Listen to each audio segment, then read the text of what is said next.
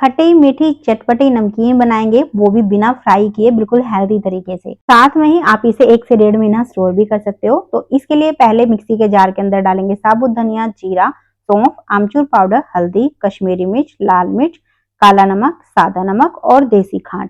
सारी चीजों को अच्छे से पीस के बिल्कुल फाइन सा पाउडर बना लेना है। अब लेना है पोहा, इसको छान लेना है ताकि इसका जो डस्ट है वो निकल जाए। उसके बाद धीमी आंच पे इसको सेकना है जब तक ये बिल्कुल क्रिस्पी ना हो जाए।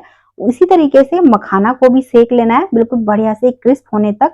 अब इसमें 3 टेबलस्पून ऑयल डालेंगे, आप घी भी ले सकते हो। इसके अंदर हम मूंगफली को डाल के धीमी आंच पे भून लेंगे। फिर इसमें डालेंगे बादाम, काजू और इनको 1 से 2 मिनट के लिए लो टू मीडियम फ्लेम पे भून लेंगे। साथ में डालेंगे फिर सूखा नारियल और इसे भी 1 आधी मिनट के लिए भूनेंगे। फिर इसमें करी पत्ता और तैयार किया हुआ मसाला डाल के इसे कुछ सेकंड के लिए भून लेंगे ताकि इनका जो फ्लेवर है वो और ज्यादा बढ़िया आए। अब डालेंगे इसमें पोहा और मखाना और बस बिल्कुल हल्के हाथों से इसे मिक्स कर लेंगे।